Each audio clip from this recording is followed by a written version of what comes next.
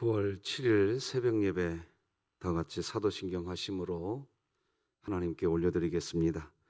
전능하사 천지를 만드신 하나님 아버지를 내가 믿사오며 그 외아들 우리 주 예수 그리스도를 믿사오니 이는 성령으로 잉태하사 동정녀 마리아에게 나시고 본디오 빌라도에게 고난을 받으사 십자가에 못 박혀 죽으시고 장사한 지 사흘 만에 죽은 자 가운데서 다시 살아나시며 하늘에 오르사 전능하신 하나님 우편에 앉아 계시다가 저리로서 산자와 죽은 자를 심판하러 오시리라. 성령을 믿사오며 거룩한 공회와 성도가 서로 교통하는 것과 죄를 사하여 주시는 것과 몸이 다시 사는 것과 영원히 사는 것을 믿사옵나이다. 아멘. 우리 찬송가 187장 하나님께 찬양 드리겠습니다. 찬송가 187장 하나님께 찬양 드립니다.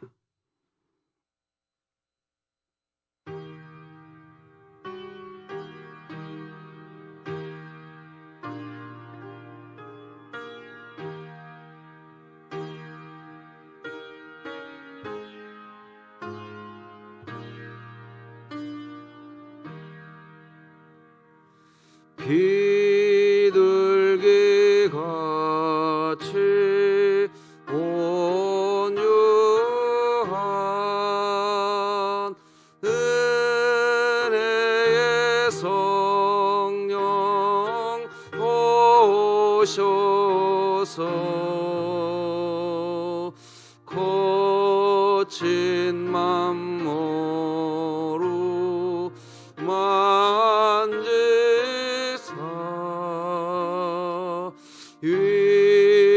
위로와 평화 주소서. 진리의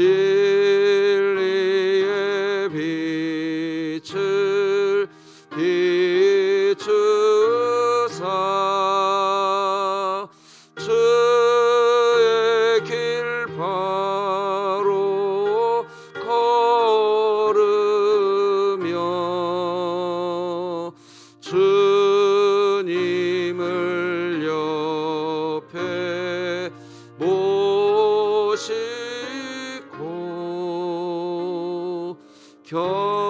경건히 살게 하소서.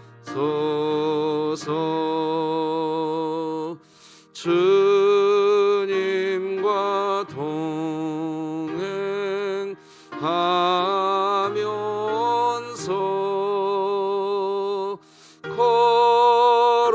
거룩한 길로 행하며 진리의 예수 붙잡고 길 잃지 않게 하소서.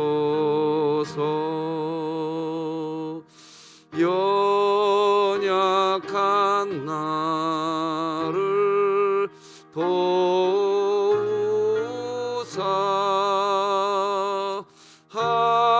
하나님 나라 이르러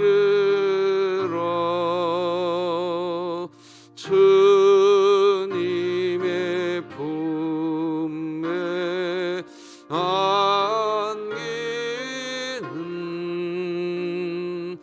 영원한 안식 주소서.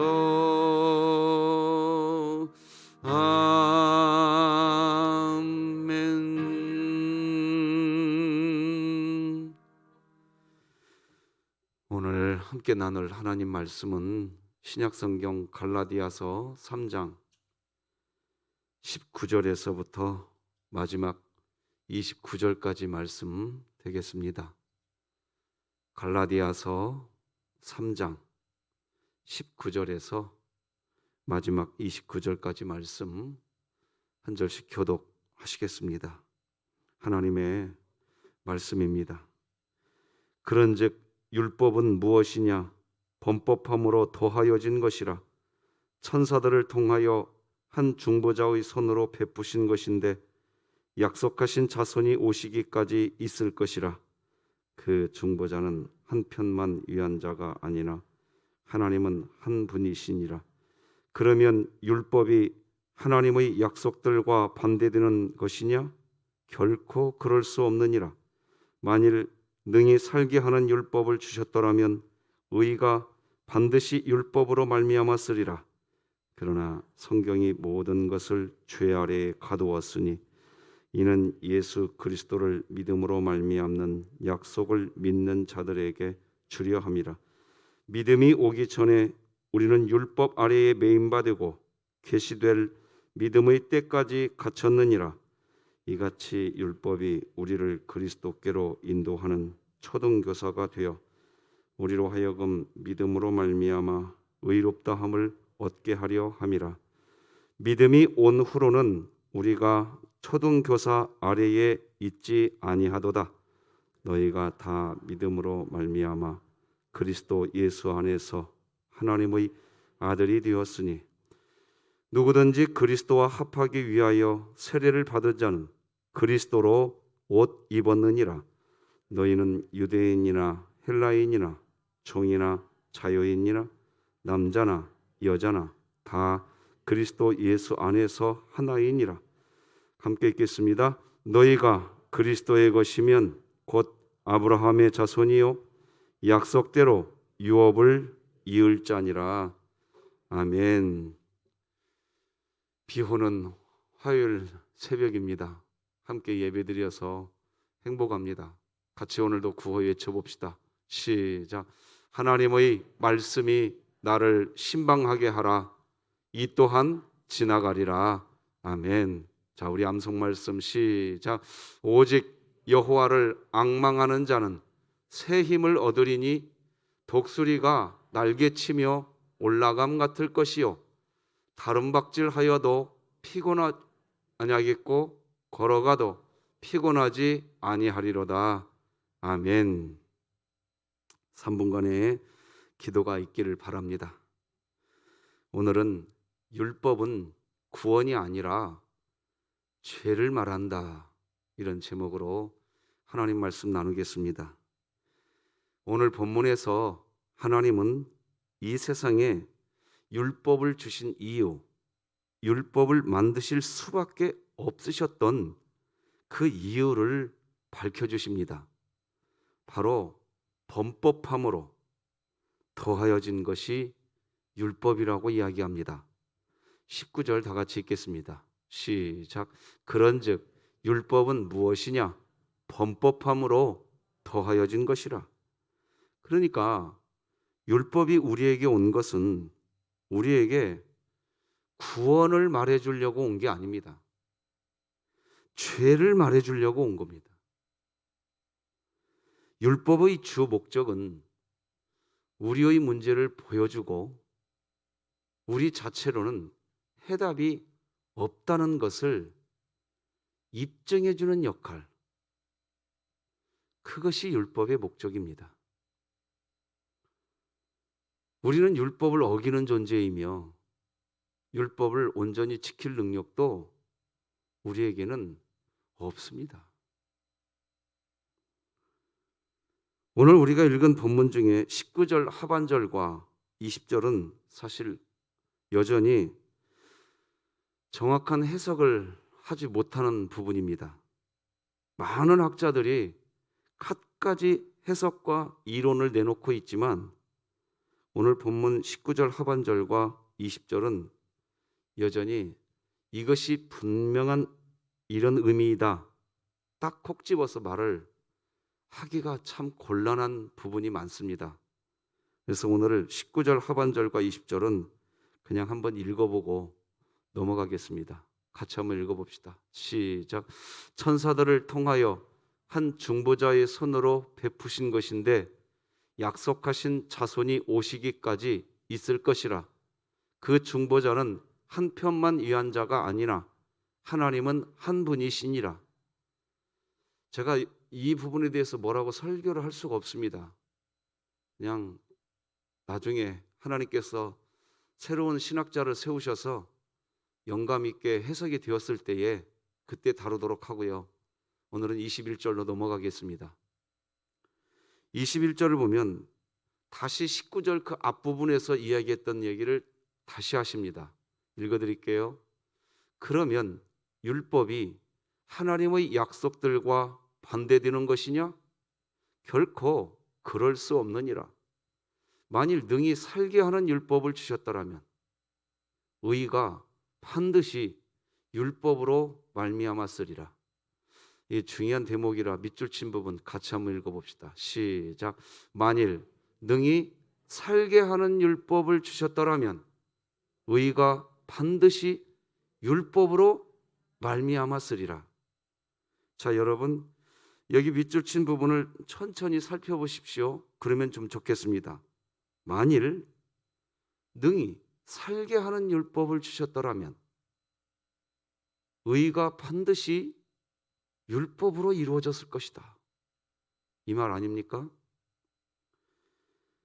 하나님께서 시내산에서 모세를 부르셔서 사람에게 율법을 주셨는데 하나님이 주신 율법은 살게 하는 율법이 아니라는 겁니다.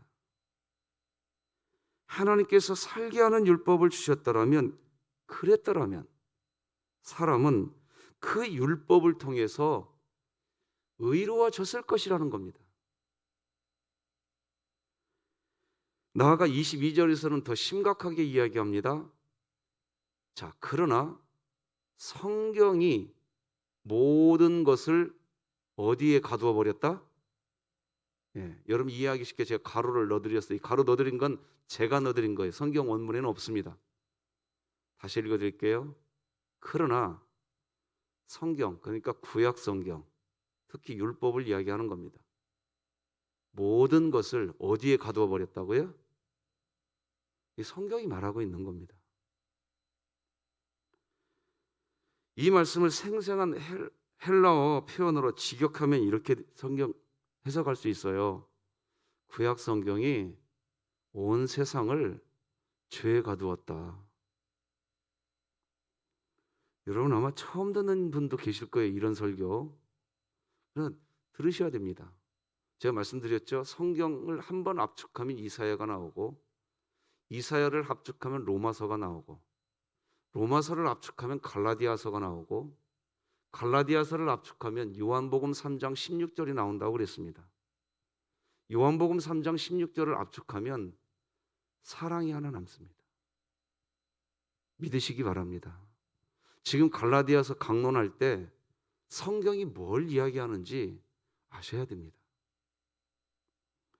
왜 사도 바울은 구약 성경, 특히 율법에 대해서 이렇게까지 심각한 표현을 하게 되었을까요?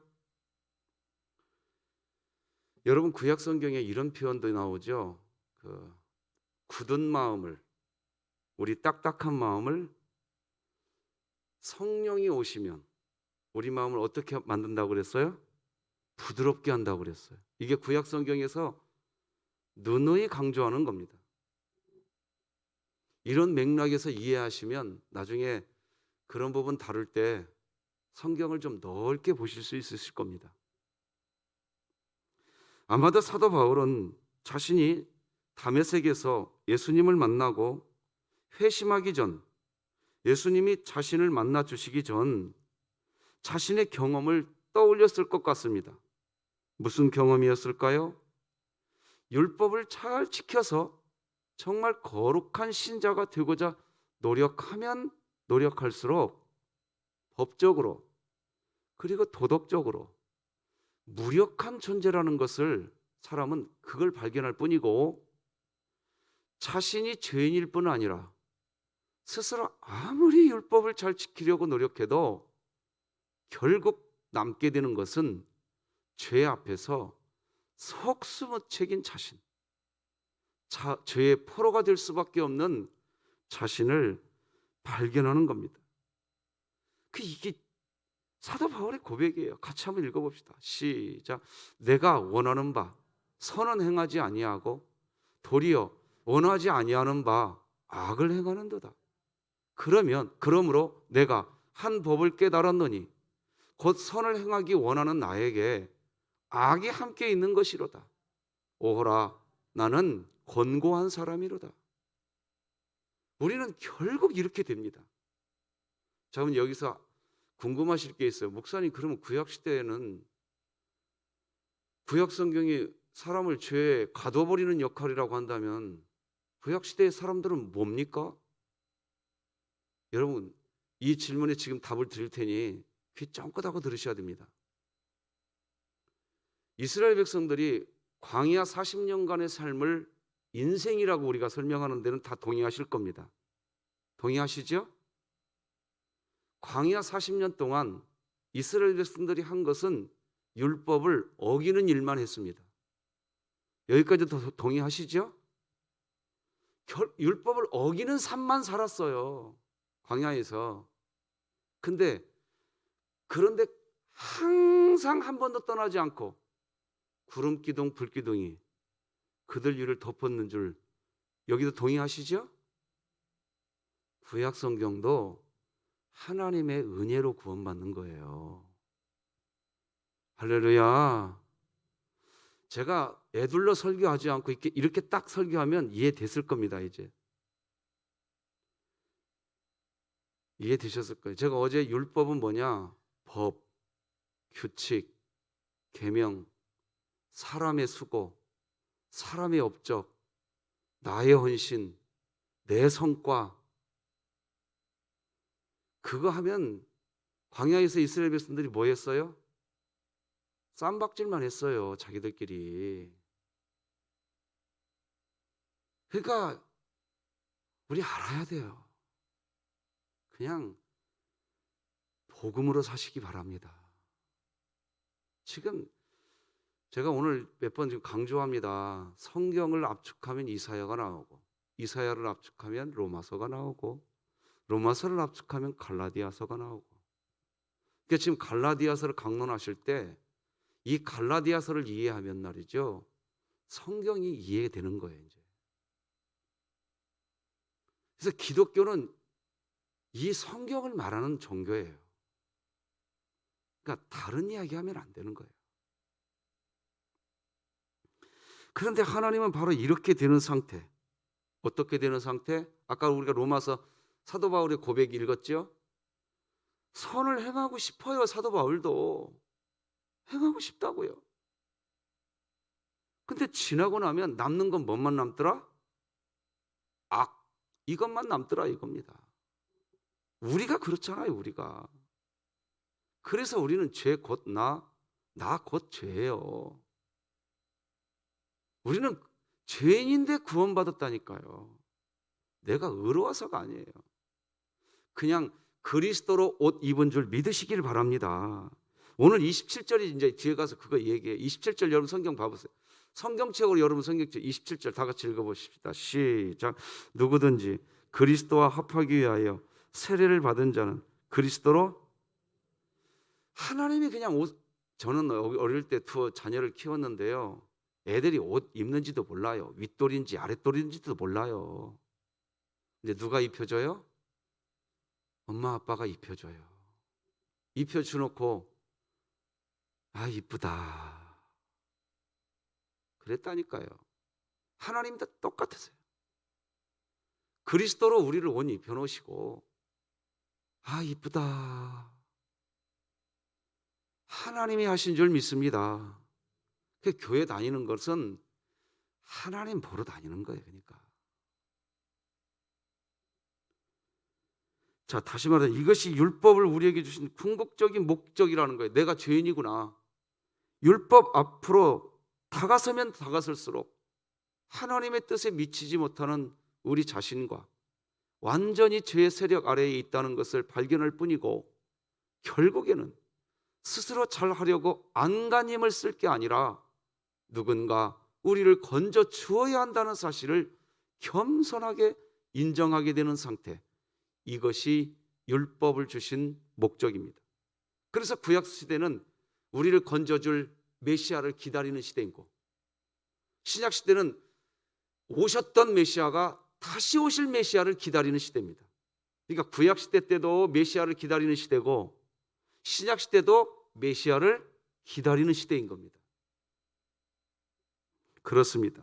율법은 우리 자신이 의롭지 못함을 알려줄 능력은 있으나 우리로 하여금 의로워지는 능력을 줄 수 없다는 겁니다. 그렇게 율법을 강조하던 바리새인들의 모습에는 결국 어떻게 됩니까? 예수님을 배척하는 거예요. 율법을 강조하려고 하니까 예수님을 밀어내버리는 거예요. 제가 어제 이런 말씀 드렸죠. 율법 조항 몇 가지 지키겠다고 성경이 말하는 이 사랑을 버린다니까요. 형제 사랑을. 이게 바리새인이라고요. 이게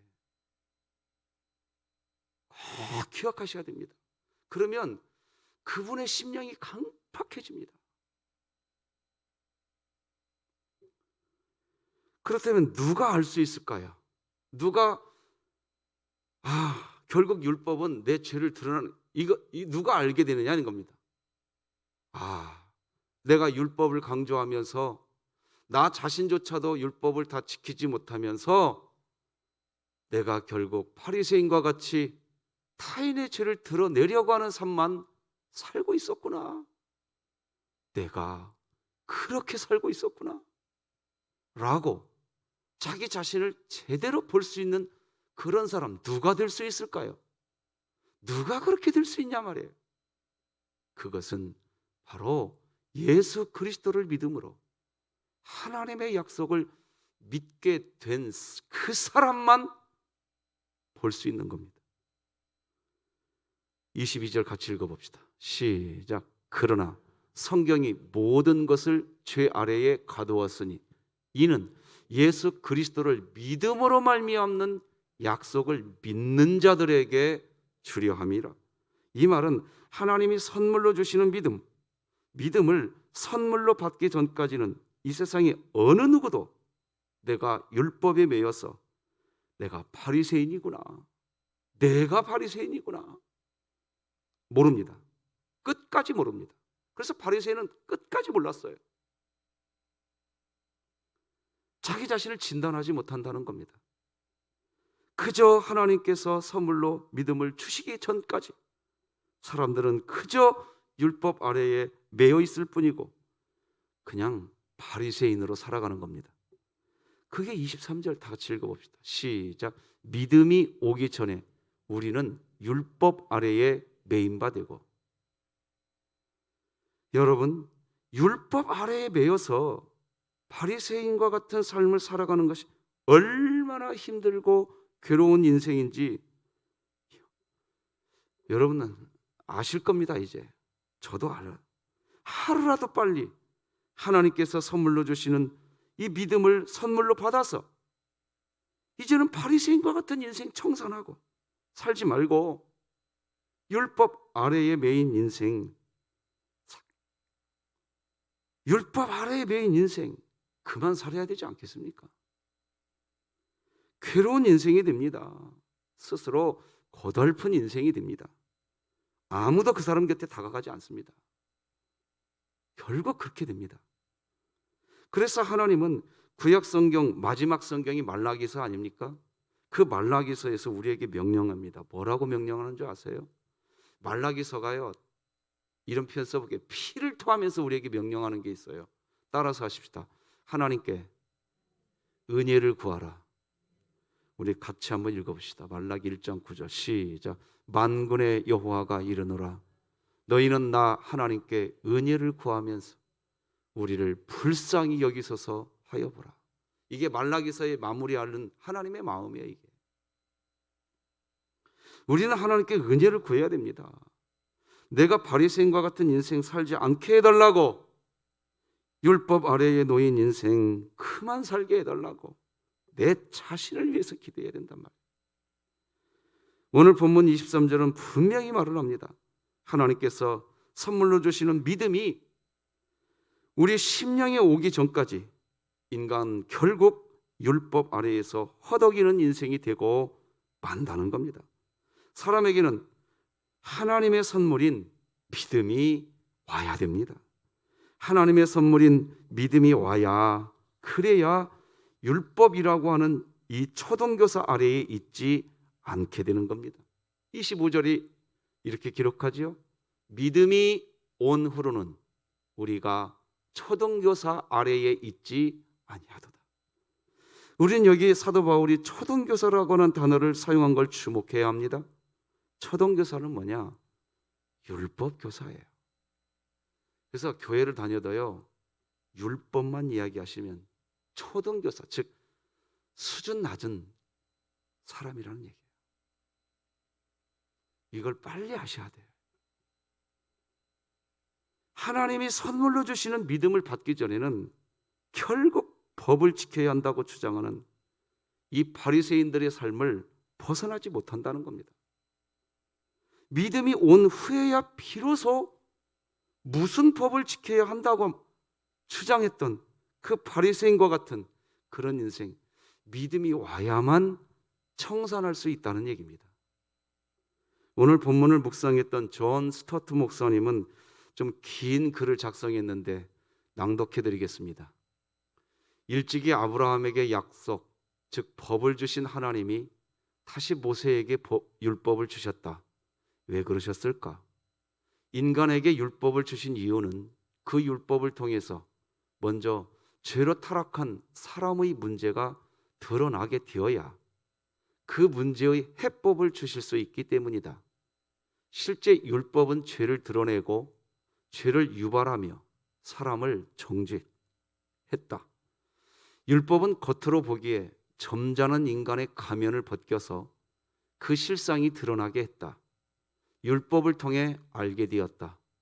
인간은 원죄로 인한 죄성과 반항심에 물든 죄인이며 하나님의 심판 아래 놓여 있는 상태로서 인간은 스스로 자신을 구원할 능력이 없다는 것을 알게 했다. 하나님이 부여하신 율법의 이런 기능은 지금도 계속되고 있고 계속되어야 한다. 누가 예수님의 십자가 사랑을 진심으로 감사하게 되는가?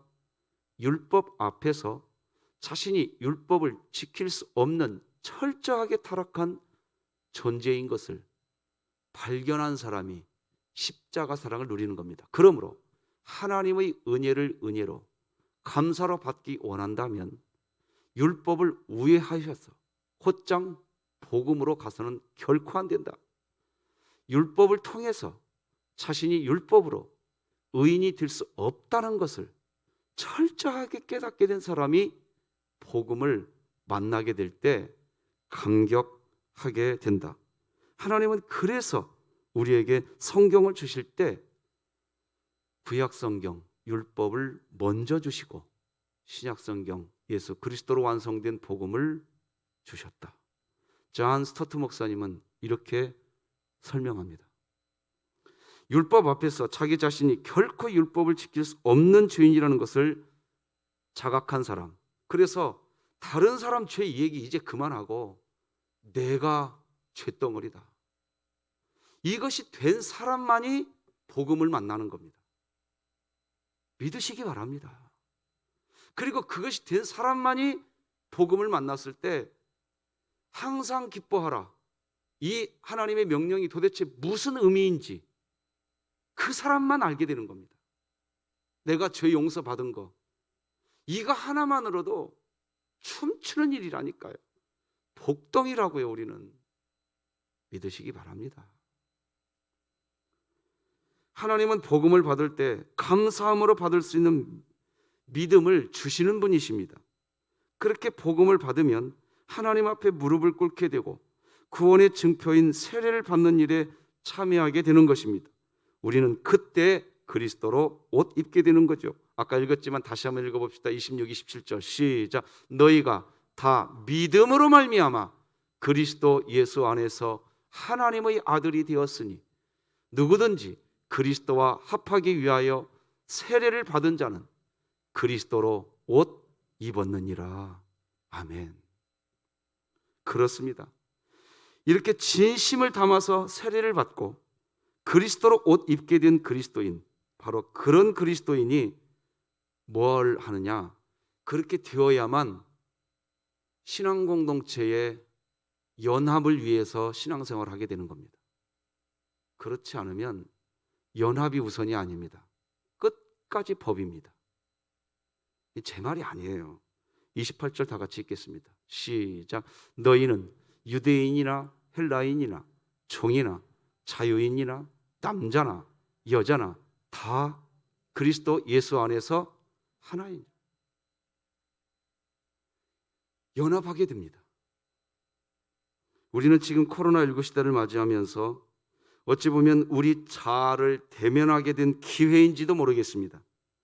내가 율법 아래에서 죄의 종노릇을 하고 있는 가운데 공동체의 연합을 소홀히 하는 신앙인지, 아니면 내가 복음 안에서 자유함을 누리는 가운데 공동체의 연합을 정말 소중히 여기는 신앙인지, 그렇지 않은지. 자, 어떻게 표현하느냐? 이해하기 쉽게 설명할게요. 코로나? 그래, 난 예배당 안 가. 얼마든지 그 부분을 저는 요한복음 4장 갖고 설명해 드렸어요. 어디서도 예배 드릴 수 있습니다. 그런데요, 진짜 복음을 받은 사람은요, 연합하고 싶어서 이 속에서 말이죠, 신앙 공동체가 어떤 방법으로든지 연합이 되어야 된다는 것을 이게 내려놓을 수가 없어요. 그래서 우리 교회 육부 예배 드리는 거예요. 기회 드리려고. 연합하러 올 수밖에 없게 돼 있어요. 복음을 가지면.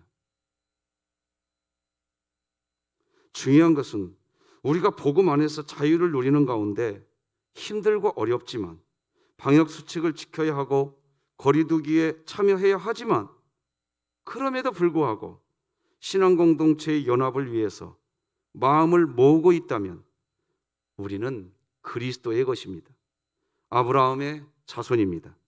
약속대로 유업을 이을 하나님의 자녀인 줄 믿으시기 바랍니다. 그게 오늘 본문 29절입니다. 같이 읽습니다. 시작. 너희가 그리스도의 것이면 곧 아브라함의 자손이요 약속대로 유업을 이을 자니라. 아멘. 말씀 맺겠습니다. 율법의 주 목적은 우리의 문제를 보여주고 우리 자체로는 해답이 없다는 것을 입증해 주는 역할, 그것이 율법의 목적입니다. 우리는 율법을 어기는 존재이며 율법을 온전히 지킬 능력도 없는 존재이기 때문입니다. 우리가 율법을 잘 지켜서 정말 거룩한 신자가 되고자 노력하면 노력할수록 법적으로 그리고 도덕적으로 무력한 존재라는 것을 발견할 뿐이고, 자신이 죄인인 뿐 아니라 스스로 아무리 율법을 잘 지키려고 노력해도 결국 남게 되는 것은 죄 앞에서 속수무책인 자신, 죄의 포로가 될 수밖에 없는 자기 자신을 경험하게 될 뿐입니다. 하지만 자신이 죄 앞에서 무력한 존재라는 사실을 통감한 사람은 예수 그리스도 복음을 만나게 될 때 설명할 수 없는 감사와 기쁨의 고백을 하게 되고 행복한 그리스도인, 진리 안에서 자유로운 그리스도인이 되는 것입니다.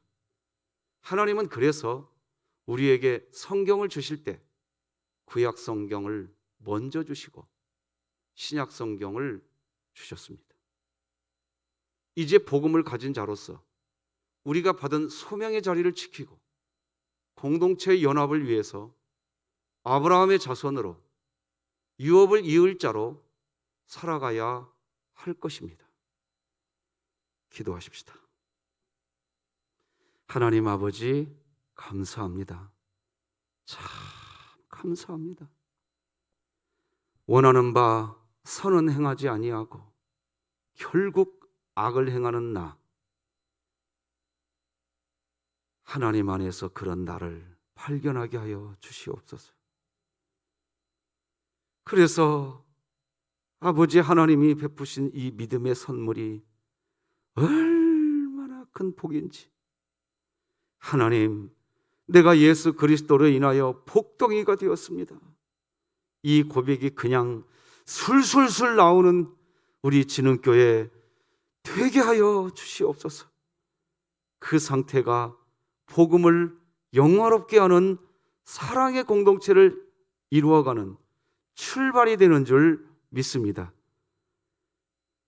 오늘 복음 안에 살게 하여 주시옵소서.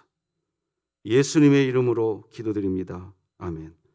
하늘에 계신 우리 아버지여, 이름이 거룩히 여김을 받으시오며 나라가 임하시오며 뜻이 하늘에서 이루어진 것 같이 땅에서도 이루어지이다. 오늘 우리에게 일용할 양식을 주시옵고 우리가 우리에게 죄 지은 자를 사하여 준 것 같이 우리 죄를 사하여 주시옵고 우리를 시험에 들게 하지 마시옵고 다만 악에서 구하시옵소서. 나라와 권세와 영광이 아버지께 영원히 있사옵나이다. 아멘.